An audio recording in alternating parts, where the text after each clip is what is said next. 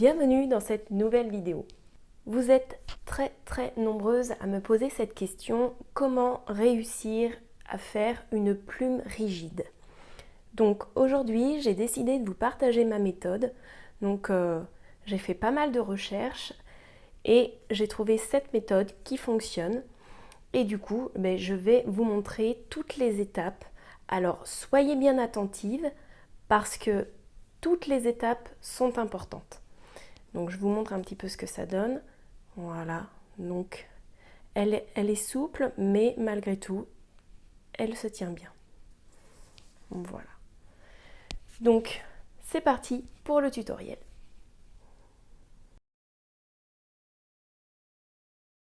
Alors concernant le matériel, vous allez avoir besoin de fil peigné, d'une brosse, de rigidifiant pour tissu. Donc ici, moi, j'utilise soit la marque Stephen Quick ou la marque Odif. C'est les deux seuls que j'ai testés. Vous allez avoir besoin de gabarits pour découper votre plume. Vous allez avoir besoin soit d'un fer à lisser ou soit d'un fer à repasser pour vraiment bien lisser vos franges et pour découper d'une paire de ciseaux ou alors d'un cutter rotatif avec une planche à découper. Alors, concernant le fil, il faut savoir qu'en macramé, il existe principalement trois sortes de fils. Donc du fil tressé, du fil torsadé et du fil peigné. Le fil tressé, il est fait de telle façon qu'il n'est pas destiné à être détorsadé. Donc ce fil n'est vraiment pas adapté pour les plumes ou les feuilles. Donc celui-ci, vous oubliez parce que avec votre brosse, vous n'arriverez pas à défaire les extrémités. Le fil torsadé, alors lui en fait c'est trois brins ou plus, d'ailleurs ça dépend du fil, enroulés sur eux-mêmes. Donc c'est des fils qui se défont très facilement, on peut facilement les défaire. Et vous pouvez les brosser, cela, il n'y a pas de problème. Donc ce fil peut être utilisé pour faire des plumes. Par contre, le brossage est beaucoup plus long et les fils restent également un peu ondulés. Même si vous les lissez, ils resteront malgré tout un petit peu ondulés. Donc celui-ci peut être utilisé, mais ce n'est pas la meilleure option. La meilleure option, c'est le fil peigné. En fait, ce sont juste des petits fils qui sont enroulés sur eux-mêmes. Donc ça se détorsade vraiment très facilement. Et c'est très facile à brosser. Donc, si je dois vous conseiller un fil, c'est celui-ci, le fil peigné. Après, il faut aussi faire attention à la qualité de votre fil parce qu'il peut rester dedans des petites impuretés. À la fabrication, il y a des petites impuretés qui se glissent et en fonction de la qualité du fil, vous avez plus ou moins d'impuretés et quand vous brossez, eh bien, s'il y en a beaucoup, le résultat n'est pas très joli. Donc voilà, c'est juste une petite astuce, essayez de prendre du fil d'assez bonne qualité. Alors pour les gabarits, je sais que ce n'est pas toujours simple de dessiner à main levée des formes de plumes. Donc ça, ce sont les gabarits que moi j'utilise, que j'ai dessinés. Et pour que ce soit plus facile pour vous, eh bien, je vous ai préparé un petit guide où dedans, en fait, je vous ai préparé la feuille avec les gabarits. Vous avez simplement à l'imprimer et découper la forme, puis la coller sur un carton rigide pour ensuite avoir la même chose que moi et vous en servir pour découper votre plume. Dans ce petit guide, vous retrouvez également donc, tout ce qui est le matériel, comment choisir le bon fil, tout ce qui concerne aussi les stabilisateurs et puis ensuite les étapes détaillées une à une. Voilà, donc ce petit guide est à retrouver sur le site ikelinart.fr et dedans vous avez toutes les infos essentielles. Alors pour la démonstration, j'ai pris un fil de 45 cm que vous allez plier en deux. Et j'ai pris 14 fils de 25 cm. Donc là, vous pouvez très bien utiliser des chutes que vous avez, par exemple.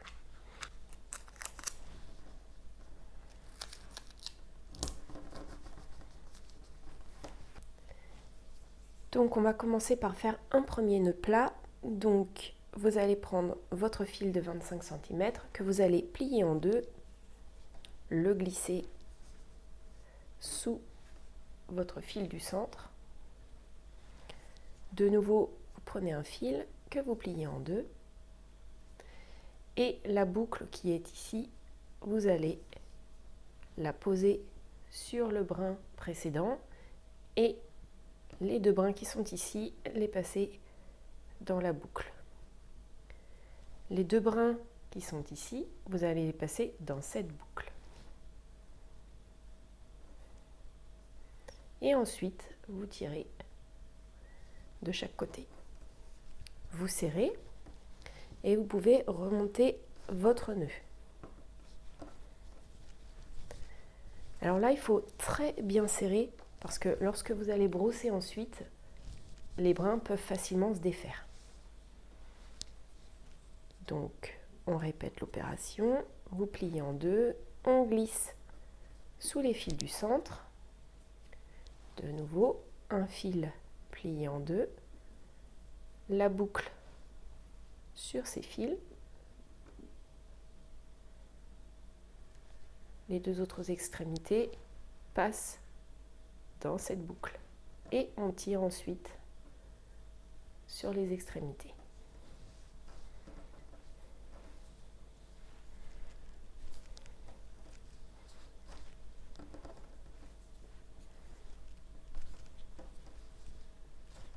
Voilà. Vous poursuivez, vous placez tous vos fils de cette façon.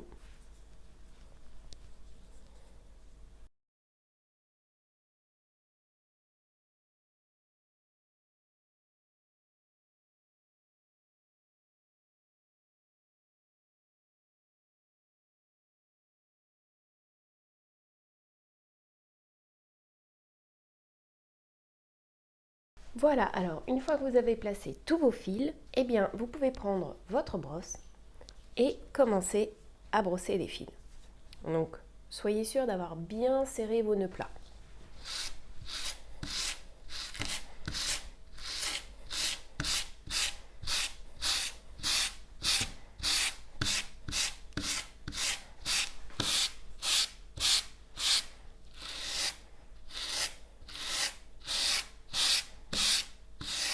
Donc vous allez aller vraiment jusqu'à la base, au plus proche possible des nœuds.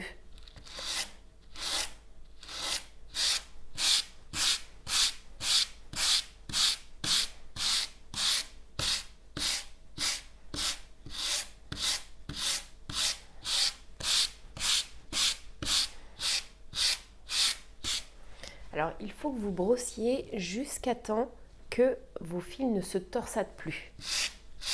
Donc c'est un processus qui peut être un petit peu long, mais c'est très important.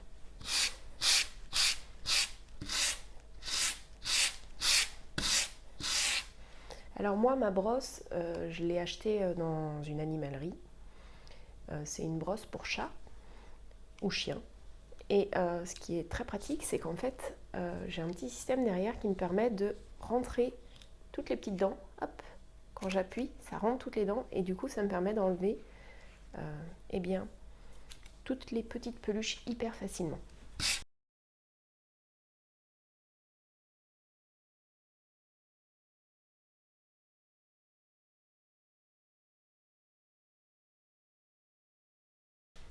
Alors, une fois que vous avez fait l'avant, eh bien, vous faites exactement la même chose sur l'arrière.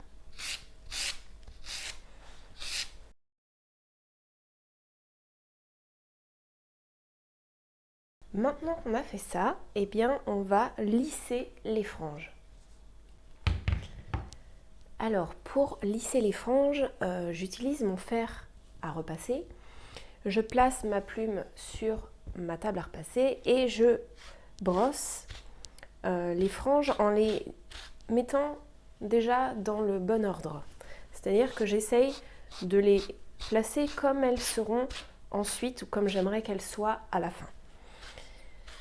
Et une fois que j'ai bien positionné mes franges, eh bien je vais passer mon fer dessus. Alors le fer, je le mets pas chaud, moi je le mets sur laine pour éviter de brûler les fils. Et en fait je suis...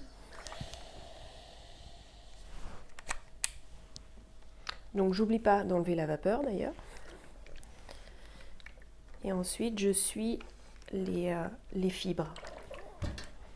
Si je vois qu'il y en a qui ne sont pas bien placés, eh bien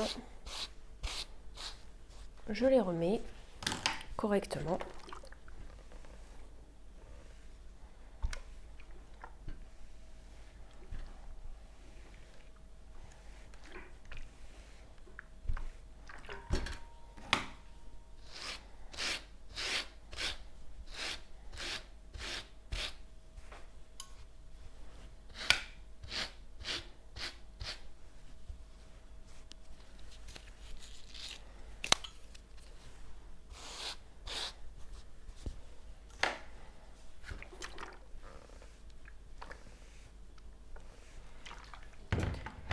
Une fois que j'ai fait un côté, eh bien je retourne ma plume et je refais exactement la même chose de l'autre côté.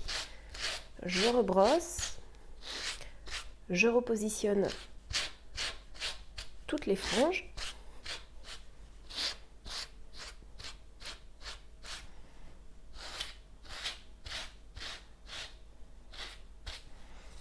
Et ensuite, je repasse un petit coup de fer.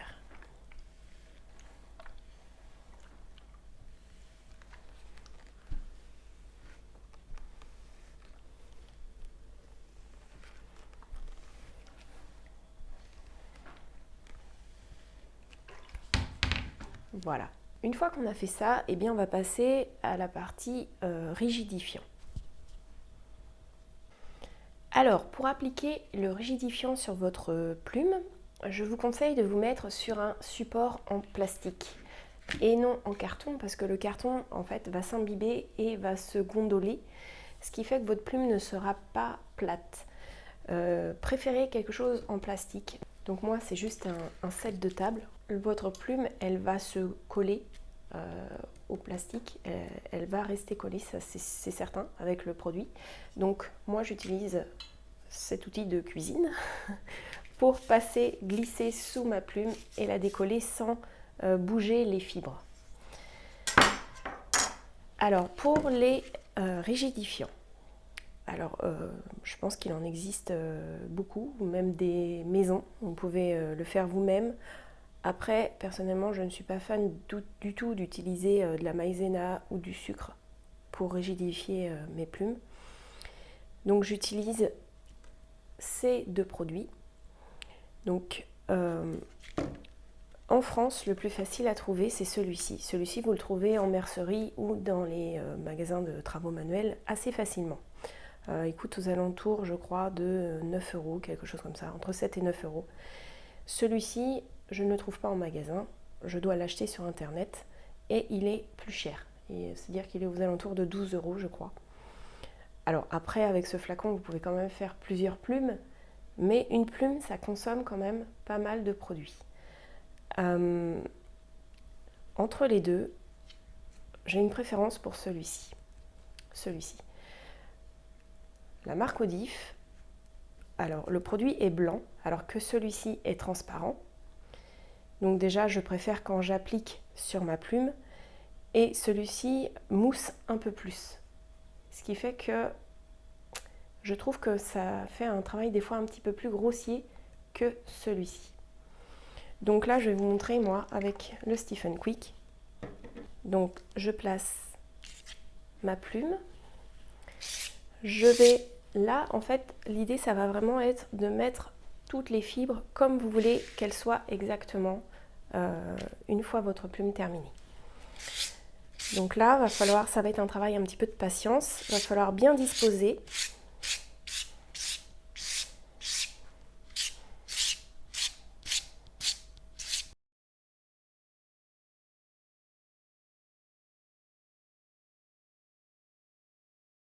Et une fois que j'ai fait ça, eh bien je viens lisser avec mon doigt tout simplement pour essayer d'aplatir un petit peu les fibres.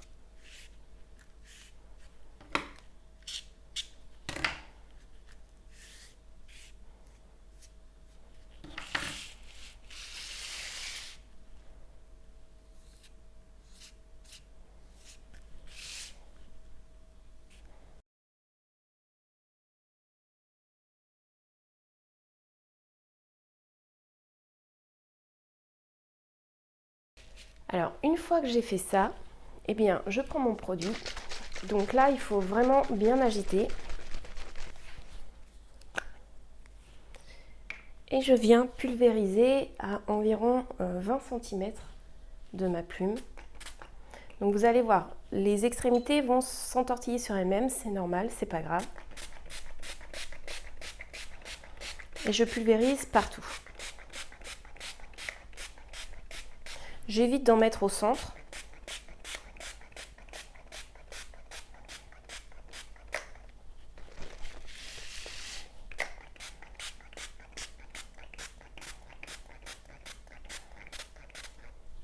Donc j'imbibe bien.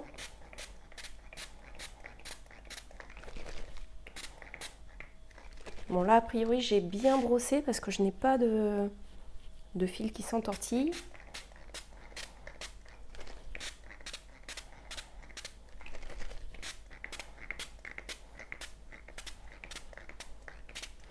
Et donc, une fois que j'ai fait ça, et bien de nouveau, avec mon doigt, je viens lisser.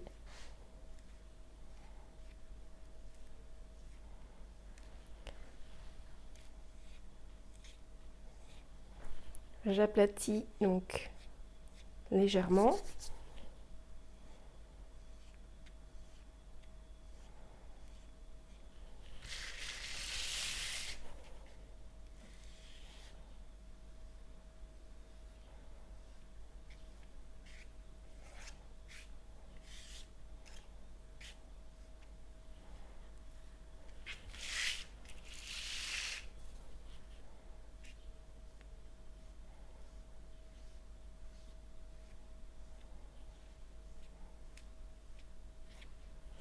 Voilà.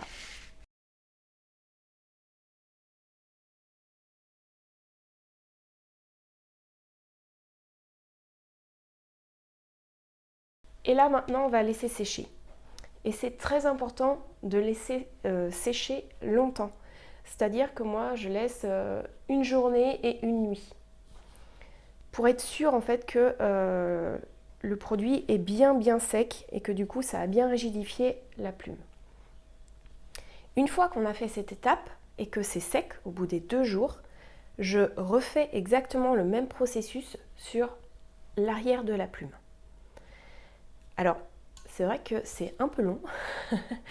Après, quand je fais les plumes, je suis rarement pressée, donc c'est pas grave. Si vous cherchez une méthode rapide, je ne l'ai pas trouvée. En tout cas, moi, ce que je cherche, c'est le résultat. Et j'avoue que celui-ci fonctionne assez bien. Donc, on va laisser sécher. Moi, j'ai préparé du coup d'autres plumes pour qu'on puisse rapidement passer à l'étape suivante, que je vous montre tout. Donc celle-ci, je vais la mettre à sécher et je vais aller chercher une autre plume que j'avais fait précédemment. Donc ça, c'est une plume que j'avais déjà faite et donc là, j'ai déjà fait la première étape, c'est-à-dire que j'ai mis le rigidifiant sur cette face. Maintenant, donc déjà, on peut voir qu'elle est quand même bien rigide. Alors, bon, ça reste un petit peu souple, hein, mais après, moi, je n'aime pas quand elle ressemble à du carton, donc je préfère qu'elle reste un petit peu souple, mais qu'elle se tienne. Donc là, tout simplement, je la tourne, je repositionne bien les fibres en n'allant pas trop profond pour ne pas du coup décoller les fibres qui sont de l'autre côté.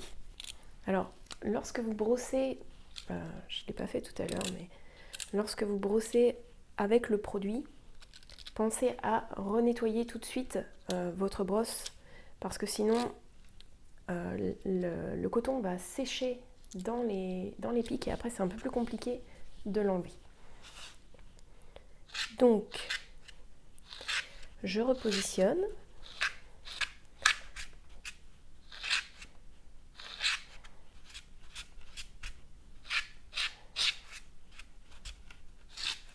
Donc c'est de nouveau un travail de patience.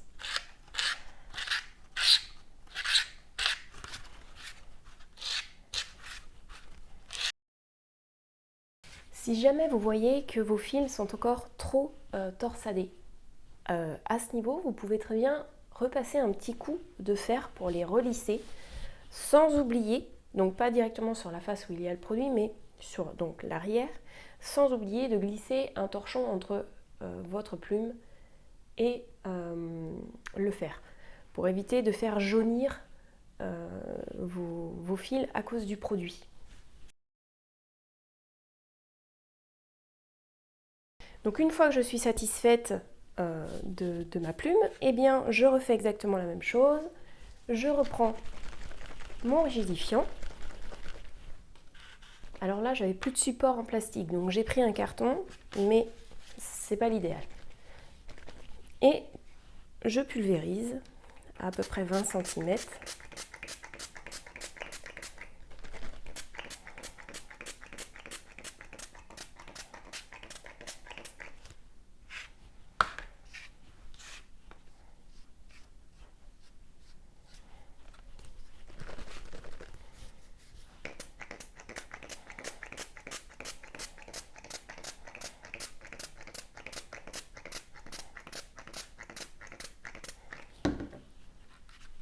Et ensuite, eh bien, je fais la même chose, je lisse avec mon doigt.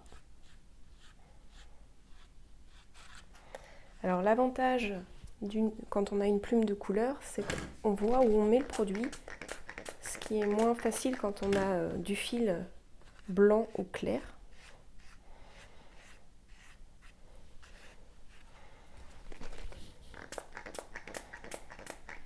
Alors j'ai mon pulvérisateur qui marche pas très bien par contre.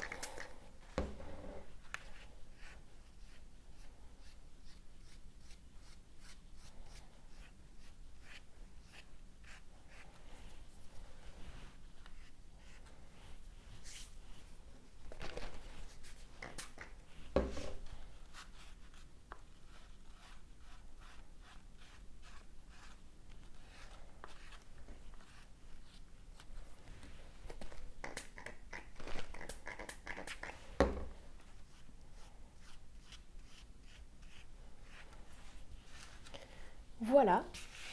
Alors je vais enlever.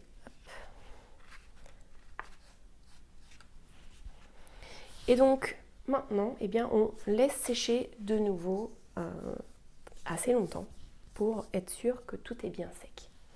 Donc je vais aller chercher l'autre plume, celle qui a déjà donc les 2 étapes de fait et qui est sèche. Et je reviens tout de suite.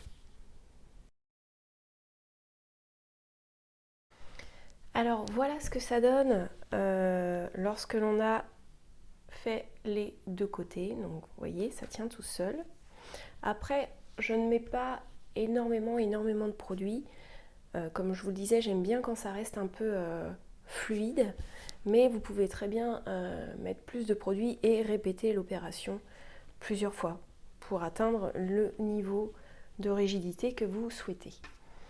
Donc là, eh bien, on va passer à la découpe tout simplement. Donc,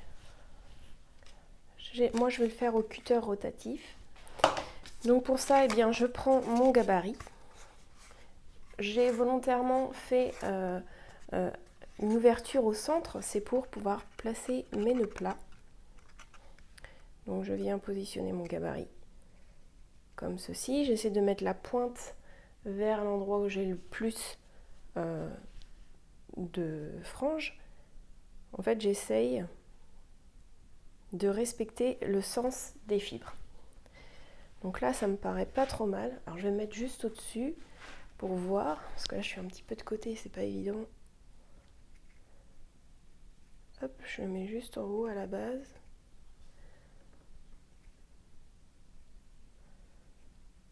Voilà, comme ça. Ensuite, je maintiens fermement et je commence à couper. Alors, avec un gabarit en carton, faites très attention de ne pas couper votre carton. Donc, bon, j'appuie bien sur la lame.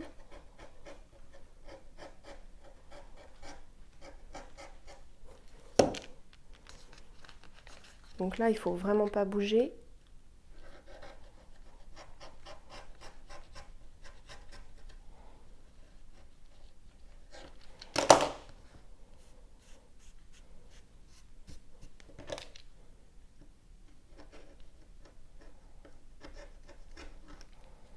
Une fois que j'ai fait un côté, eh bien, je tourne sans bouger. Et j'attaque l'autre côté.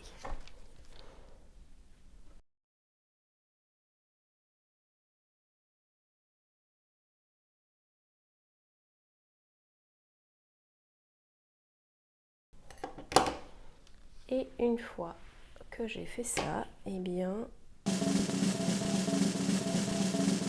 j'enlève mon gabarit et voilà le résultat.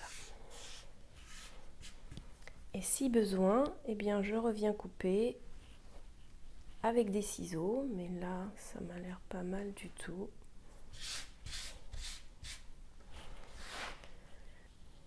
Donc voilà ce que ça donne. Une jolie plume qu'on peut maintenant accrocher au mur. Et voilà, ce tuto est terminé. J'espère que mes conseils vous ont été utiles. J'ai hâte de voir toutes vos réalisations. Si vous avez d'autres questions, eh bien posez-les-moi en commentaire, j'y répondrai avec plaisir. Je vous dis à bientôt pour un nouveau tuto. Bye!